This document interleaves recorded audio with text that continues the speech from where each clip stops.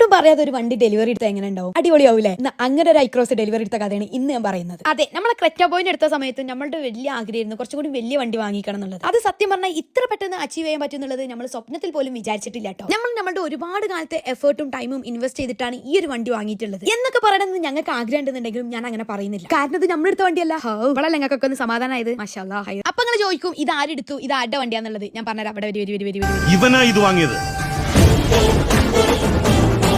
അതിനും മാത്രം വളർന്നിട്ട് തന്നെയാ ഇവൻ നിങ്ങളുടെ മുമ്പിലൊക്കെ അഭിനയിച്ചതും. യെസ്, ഇവൻ തന്നെയാണ് ഇത് എടുത്തത്. ഇതാണ് നാസിം, ജഫ്സീറിന്റെ ബെസ്റ്റ് ഫ്രണ്ട് ആണ്. അതായത് എല്ലാ ഉടായ്പിനും കൂട്ടിക്കുന്നതിൽ നാസിം ഏത് പുതിയ വണ്ടി എടുത്താലും അതിന്റെ ഡെലിവറി എടുക്കലേ ജഫ്സീർ ആട്ടോ. അതുകൊണ്ട് തന്നെ പ്രാവശ്യം ഐക്രോസ് എടുത്തപ്പോഴും ഡെലിവറി എടുക്കാൻ നമ്മൾ തന്നെയാണോ പറഞ്ഞത്. സ്വന്തമായിട്ട് ഒരു വണ്ടി എടുക്കുമ്പോൾ അത് നീ പോയി ഡെലിവറി എടുത്താൽ മതി എന്ന് ചങ്കിനെ പറഞ്ഞേൽപ്പിക്കുന്ന ഇങ്ങനത്തെ ഒരു ഫ്രണ്ട്സിനെ ഞാൻ വേറെ എവിടെയും കണ്ടിട്ടില്ല കേട്ടോ. നമ്മളെന്തായാലും വണ്ടി ഡെലിവറി ഒക്കെ എടുത്ത് നാസിമിന് കൊണ്ടേ കൊടുത്തിട്ടുണ്ട് കേട്ടോ. ഓനിത് അവിടെ ഫുൾ ബിസിയാണ്. ഓന്റെ ഹൗസ് വാമിങ്ങും അതുപോലെ തന്നെ സിസ്റ്റർ മാരേജ് ഒക്കെയാണ്. അതിന്റെ ഇടയിൽ വണ്ടി മര്യാദക്ക് നോക്കാനുള്ള ഗ്യാപ്പ് പോലും ഓനക്ക് കിട്ടിയിട്ടില്ല. ഇതാണ് കേട്ടോ ഓന്റെ വീട്.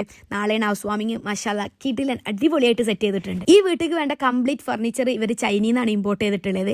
അതിന് വേണ്ടിയിട്ട് പോയ സമയത്തും ഇവൻ ജഫ്സീറിനെ കൊണ്ടുപോയി. എന്തപ്പോ ഇതിനൊക്കെ പറയാം. അതായത് ഒരു പ്രത്യേക തരം ബോണ്ട്. മഷാല കണ്ടിട്ട് തന്നെ അസൂയ തോന്നൂല ഇവരോട്. ഇതാണ് നാസിമിന്റെ വീട്ടിലെ പൂൾ കേട്ടോ. ഇതിൽ വെള്ളം നിറച്ചുകൊണ്ടിരിക്കുകയാണ്. ഇതിലാണെങ്കിൽ വെള്ളം നിറച്ചിട്ട് നിറയുന്നില്ല. ഇവനോട് ഇവന്റെ വണ്ടിയാന്ന് പറഞ്ഞ് സ്റ്റോറി ഇടട്ടെന്ന് ചോദിച്ചപ്പോ ഇവൻ പറഞ്ഞ ഡയലോഗ് കേൾക്കണം. നോക്കി പിന്നെ ഇപ്പൊ ഇവനോടൊക്കെ അപ്പൊ എന്താ പറയാ. അപ്പൊ എന്തായാലും ഇന്നത്തേക്ക് ഇത്രയുള്ളൂ. അപ്പൊ ഓക്കെ, ബൈ.